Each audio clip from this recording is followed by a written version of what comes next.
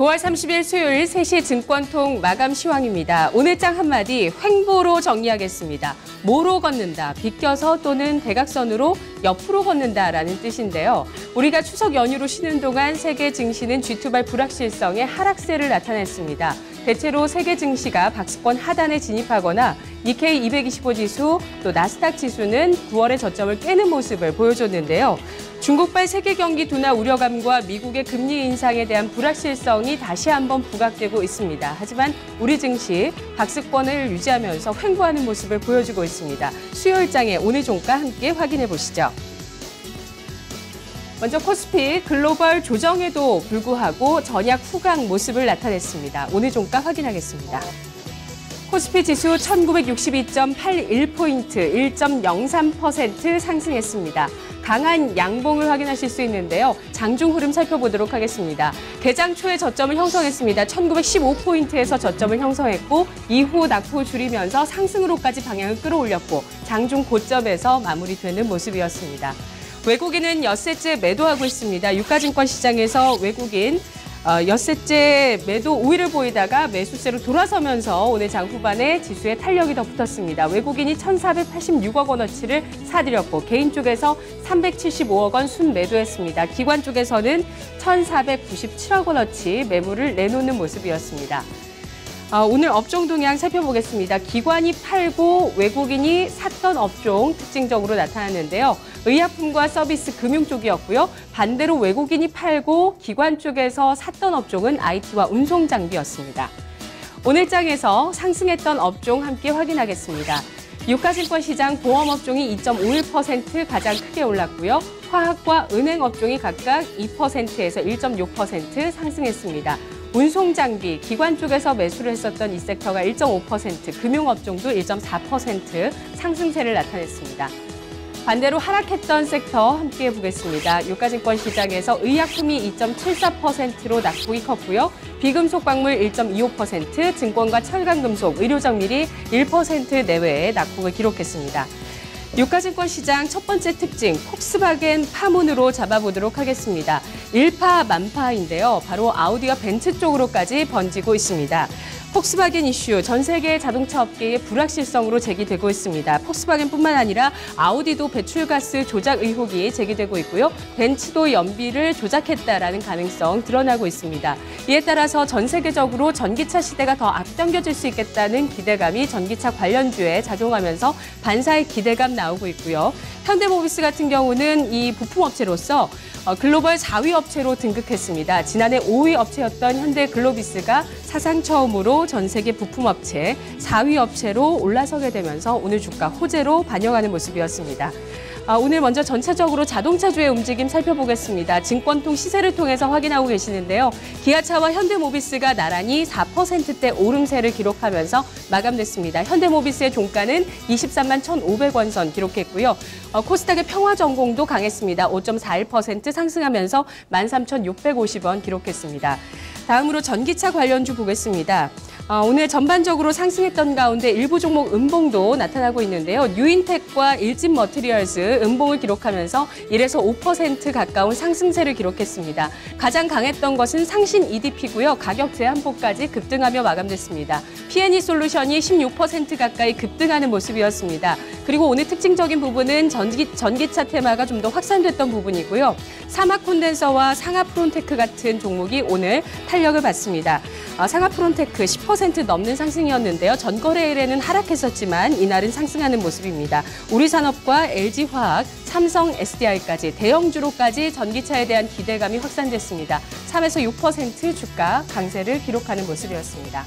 다음 특징은 고PER로 잡아보도록 하겠습니다. 사실 전 거래일과 이번 거래일 제가 보여드리는 증권통 시세에서 크게 그 그룹핑을 수정한 게 없습니다. 이런 부분들이 좀 금요일장과 수요일장, 오늘장은 금요일장의 변주곡이라고 보시면 될 것 같아요.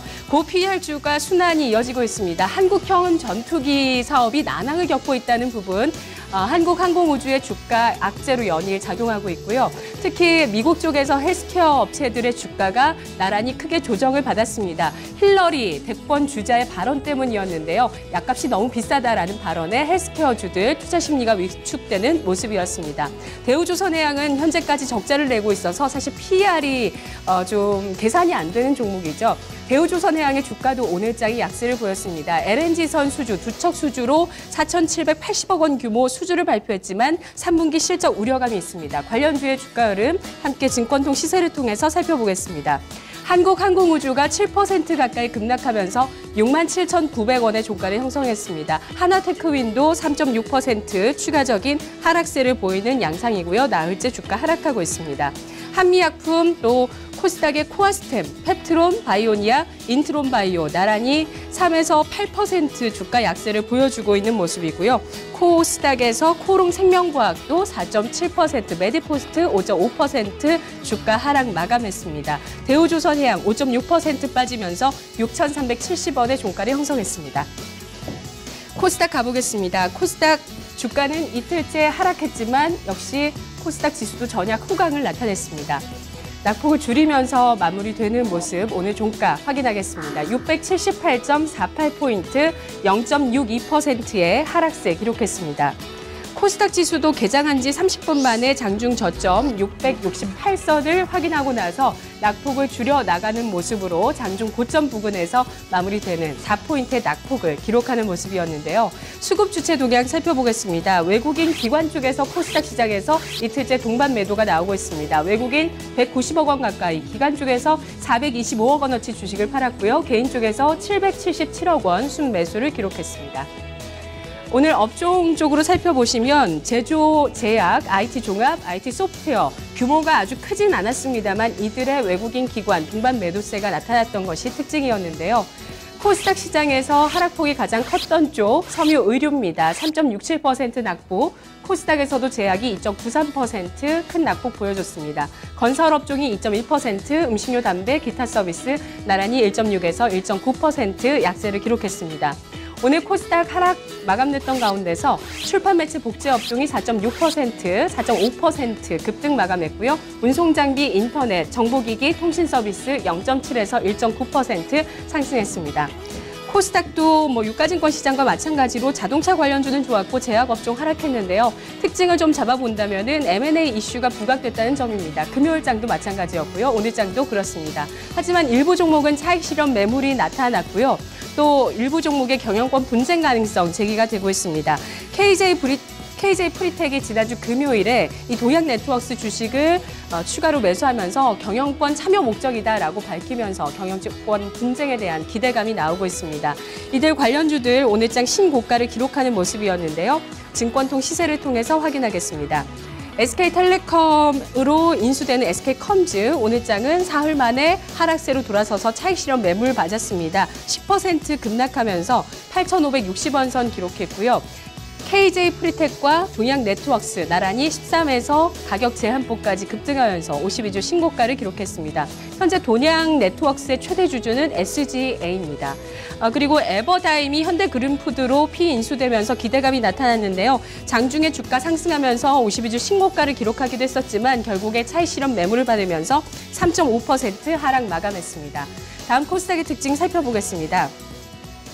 다음 특징은 개별주의 급등인데요. 중국 관련 모멘텀 지속되면서 국경절 연휴를 앞두고 중국 면세점 쪽에 진출하는 관련주 오늘 주가 좋았습니다. 또 간편 결제에 대한 수혜도 분류가 되면서 일부 종목 강세를 보였고요.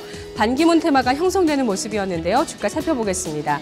뉴프라이드 EID가 오늘 국경절 연휴를 앞둔 기대감으로 가격 제한폭 그리고 14%의 급등 양상 보여줬습니다. 간편 결제 관련해서는 아모텍, NFC의 아모텍과 또 이 인식 모듈을 만드는 업체 파트론이 나란히 9% 강세를 보이는 모습이었고요. 반기문 테마 일제히 강세였지만 음봉을 기록하는 모습 확인되고 있습니다. 보성 파워텍이 15% 급등했습니다. 최근 박근혜 대통령과 자주 접촉하고 있고 또 차기 대선 주자의 지지율 조사에서 1위를 기록했던 반기문 사무총장, 그에 따른 기대감 주가별로 받는 모습이었습니다.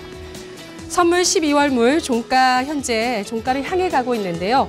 지금 마무리되고 있는 상황 살펴보겠습니다. 0.72% 상승 236.55포인트 기록하고 있습니다. 선물 시장의 수급 함께 살펴보시죠. 개인 쪽에서 3,400계약의 순매도, 기관 쪽에서 2,888계약의 순매도를 기록하고 있지만 외국인 쪽에서 6,000계약 넘는 순매수로 지수를 끌어올리고 있습니다. 증권통 3시 마감 시황 권미란이었습니다.